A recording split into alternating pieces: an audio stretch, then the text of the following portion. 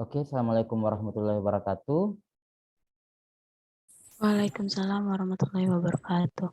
Ya, teman-teman, hari ini kita akan membahas materi tentang metode penilaian status gizi.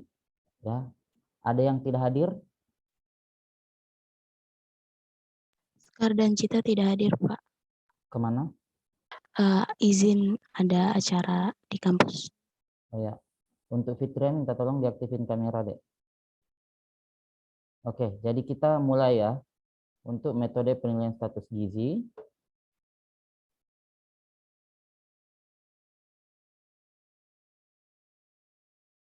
Udah kelihatan? Sudah, Pak. Oke, ya. Jadi ada yang tahu tidak status gizi itu apa? Saya rasa teman-teman udah pada tahu karena ini sudah semester berapa dan di semester sebelumnya sudah pernah mempelajari atau mendengar, bahkan sebelum masuk ke kampus ini teman-teman sudah tahu apa itu status gizi, atau bahkan sering mendengar orang-orang mengatakan status gizi itu apa. Ada yang tahu? Familiar?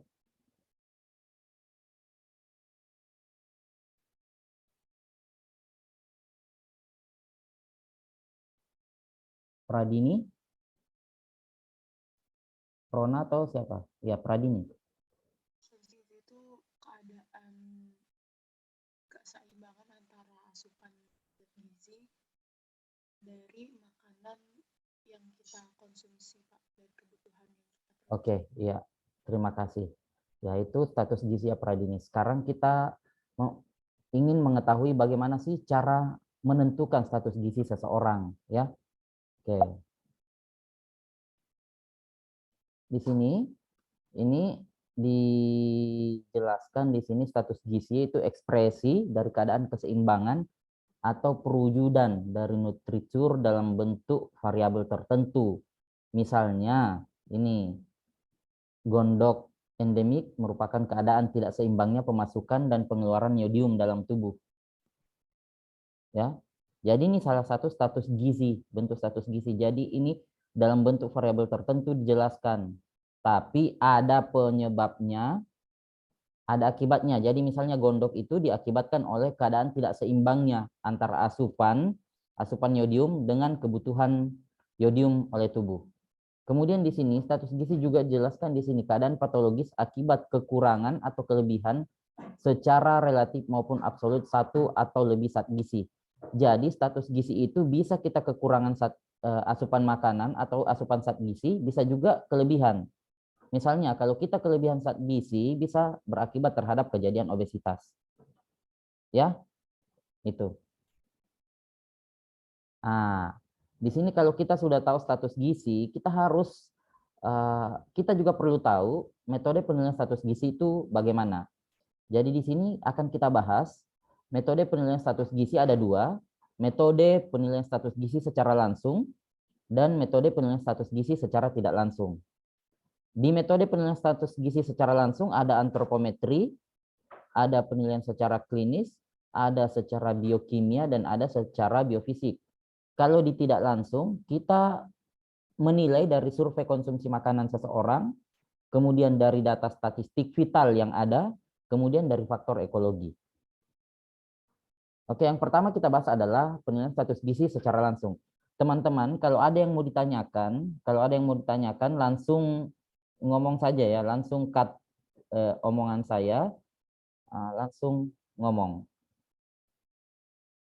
Jadi yang pertama kita bahas adalah penilaian status gizi secara langsung. Yang pertama itu antropometri. Antropometri adalah ukuran tubuh manusia dengan berbagai macam pengukuran dimensi tubuh dan komposisi tubuh dari berbagai tingkat umur dan tingkat gizi. Contohnya itu di sini parameter antropometri yang digunakan. Kalau kita mau mengetahui status gizi seseorang dengan menggunakan parameter antropometri, itu yang pertama harus kita tahu adalah berat badan. Kalau kita mau tahu status gizi seseorang menurut berat badan menurut umur, yang harus kita tahu adalah berat badan dan umur seseorang. Kalau kita mau mengetahui status gizi seseorang berat badan menurut tinggi badan, yang harus kita tahu adalah berat badan dan tinggi badannya. Ya. Jadi yang jadi parameter dari antropometri, penilaian status gizi secara antropometri adalah berat badan, kemudian tinggi badan, kemudian umur, lingkar kepala ya. Jadi ada alat untuk mengukur lingkar kepala, kemudian lingkar lengan atas juga ada alatnya yang biasa disebut dengan pita lila, kemudian lingkar dada. Ya. Lingkar dada. Kemudian indeks antropometri itu berat badan menurut umur. Kita mau mengetahui status gizi seseorang, itu kita bisa melihat dari berat badan menurut umur, kemudian berat badan menurut tinggi badan. Ini kita harus tahu nih berat badan seseorang dengan tinggi badannya, kemudian tinggi badan dan umurnya. Ya. Kemudian lingkar lengan atas. Lingkar lengan atas ini yang saya bilang tadi itu kita menggunakan pita lila. Kemudian lingkar kepala. Jadi ini semua ada alat yang digunakan untuk mengukur ini semua. Ya. Ya, ini adalah salah satu contoh, ini gambar ini salah satu contoh pengukuran antropometri. Ini adalah dacin. Ini timbangan-timbangan untuk mengukur berat badan bayi. Ini untuk mengukur berat badan bayi. Kemudian, tapi ini yang timbangan model gantung ya. Ini juga timbangan untuk mengukur berat badan bayi, tapi ini timbangan duduk. Jadi sama sebenarnya fungsinya, tapi beda cara penggunaannya. Ini digantung, kemudian ini diletakkan saja. Jadi bayi duduk. Sampai di sini ada yang mau ditanyakan?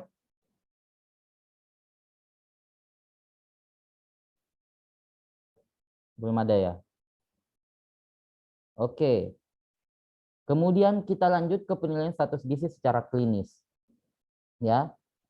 Yaitu penting sekali untuk menilai status gizi masyarakat didasarkan pada perubahan-perubahan yang terjadi dalam ketidakcukupan zat gizi. Dapat dilihat pada jaringan epitel. Misalnya pada kulit, pada mata, rambut, dan mukosa oral, atau pada organ-organ yang dekat dengan permukaan tubuh seperti kelenjar tiroid.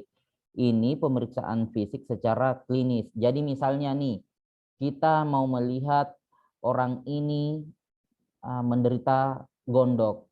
Ya, kita menggunakan metode penilaian yang palpasi namanya. Kita secara langsung bisa menilai orang ini gondok atau tidak dengan metode palpasi. Ya. Nanti pada saat pertemuan tatap muka saya akan jelaskan, atau nanti saya akan membuat video bagaimana cara pengukuran palpasi, kemudian saya share ke teman-teman. Ya.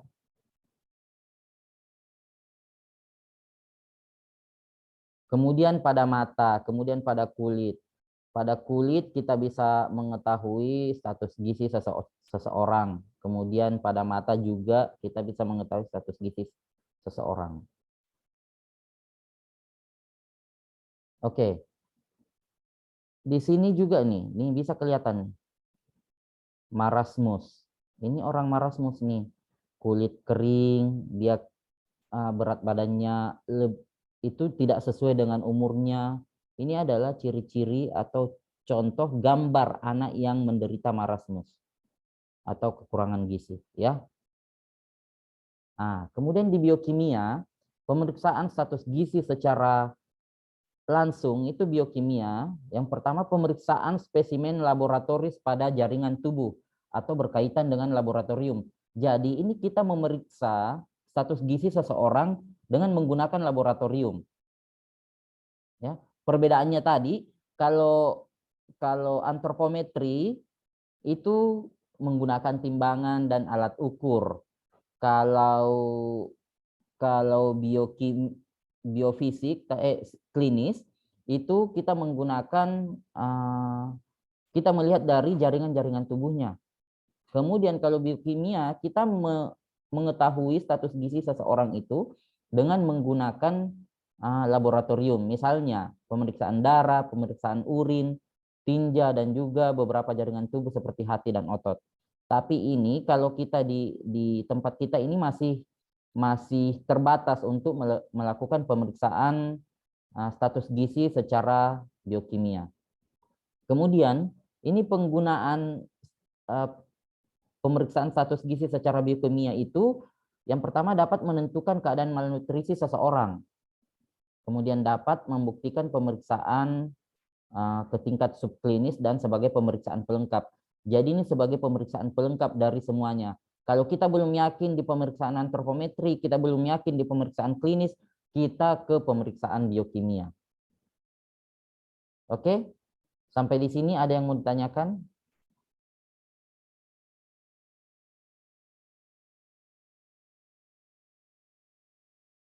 Oke, kalau tidak ada, ya, kalau tidak ada, mungkin teman-teman bisa chat pribadi atau di grup kalian kita bisa diskusi tentang apa yang kita pelajari hari ini, ya. Kita diskusi tentang apa yang kita pelajari hari ini. Kalau misalnya ada yang teman-teman terlupa untuk bertanya pada hari ini, pada pertemuan hari ini, silahkan bertanya di grup. Insya Allah saya akan menjawab, ya. Atau ada yang mau bertanya?